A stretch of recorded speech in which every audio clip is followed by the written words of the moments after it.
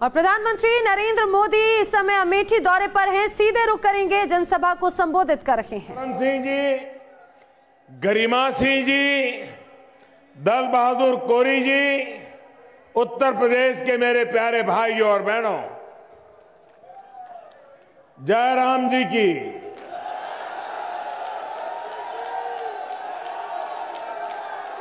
और आप लोगन के हालचाल कैसा है? सब ठीक है?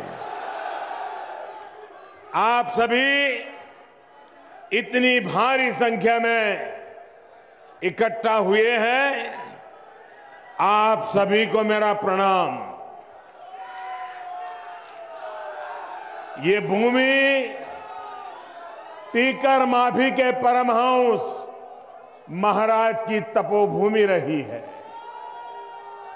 ये भूमि जयमीना महापुराण के रचयिता बाबा पुरुषोत्तम दास की भूमि है। मलिक मोहम्मद जायसी आर्य समाज के राष्ट्रीय अध्यक्ष और जनसंघ के विधायक रहे राजा रणंजय सिंह की है। मैं इस भूमि को नमन करता हूं। पिछले 4.5 साल में उत्तर प्रदेश और अमेठी के विकास के लिए हमारी सरकार ने जो विकास कार्य किए, आज उनको और विस्तार देने के लिए मैं आपके बीच आया हूं। और मैंने देखा कि आज भी हमारा स्वागत करने के लिए मेघराजा ने भी कृपा की है। और मुझे बराबर याद है 98 में अटल जी के साथ यहां मैं जनसभा करने आया था और उस दिन भी बड़ी भारी बारिश हुई थी। सारी व्यवस्थाएं तहस नहस हो गई थी। और तब से लेकर के मैं लगातार किसी न किसी संगठन के काम के लिए अमेठी आता रहा। प्रधानमंत्री बनने के बाद आज फिर एक बार आपके बीच आने का अवसर मिला है।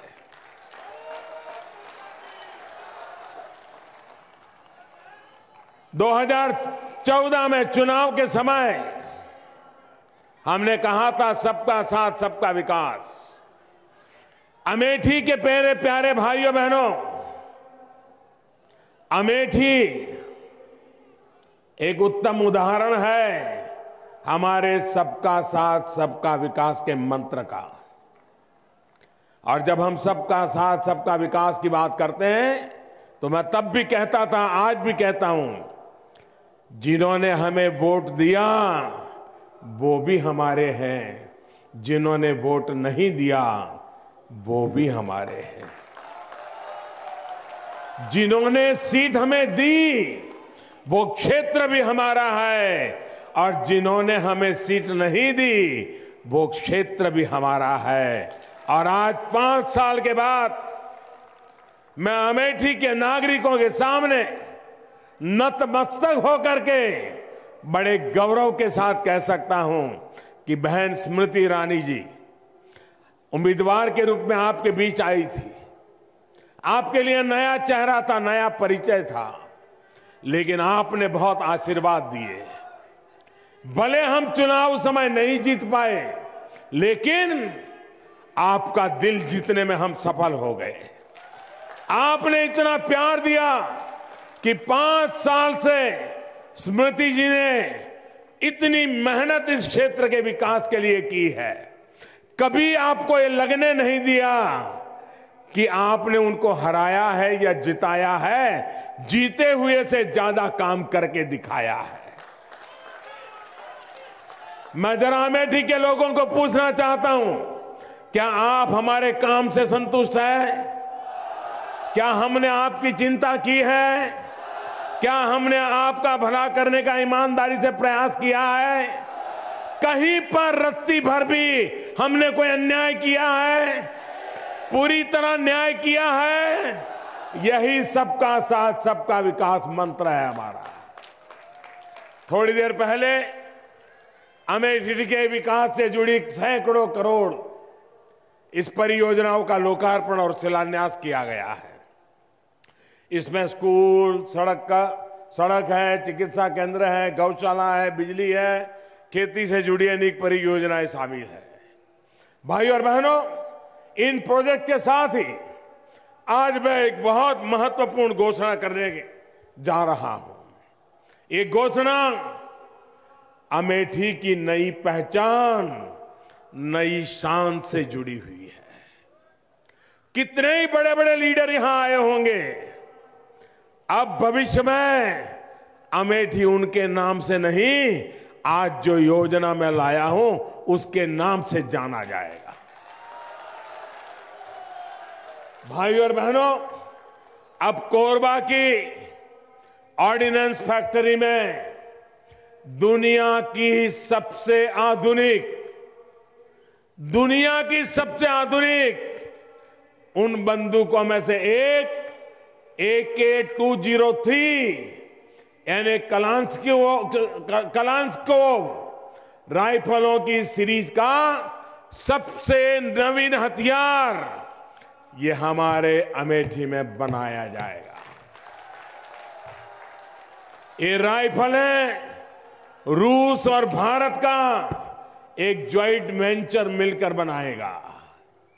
थोड़ी देर पहले हमारे देश की पहली रक्षा मंत्री निर्मला जी ने रूस के राष्ट्रपति जी का संदेश भी यहां पढ़ा है।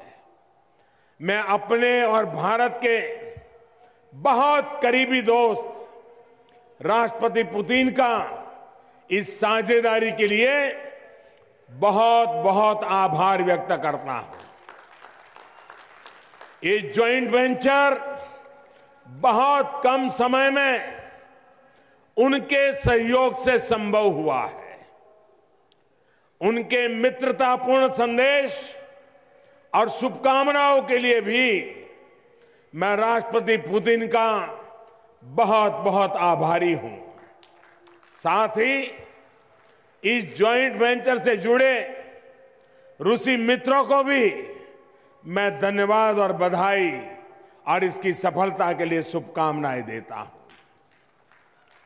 साथियों, कुछ लोग दुनिया में घूमते घूमते बताते रहते हैं, हर गांव में जाके made in Ujjain, made in Jaipur, made in Jaisalmer, made in Baroda भाषण करते रहते हैं।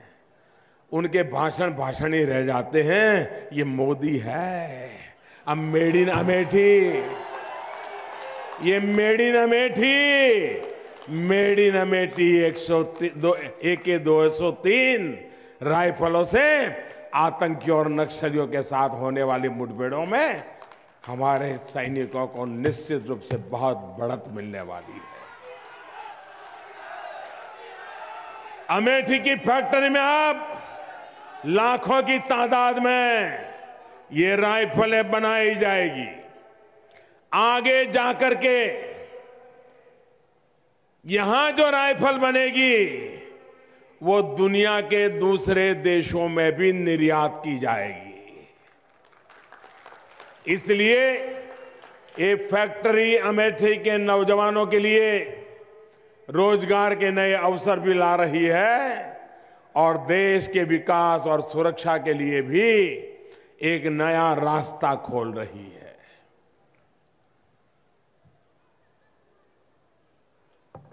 भाइयों और बहनों, आज से जो काम यहां शुरू हो रहा है, ये काम 8-9 साल पहले शुरू हो जाना चाहिए था।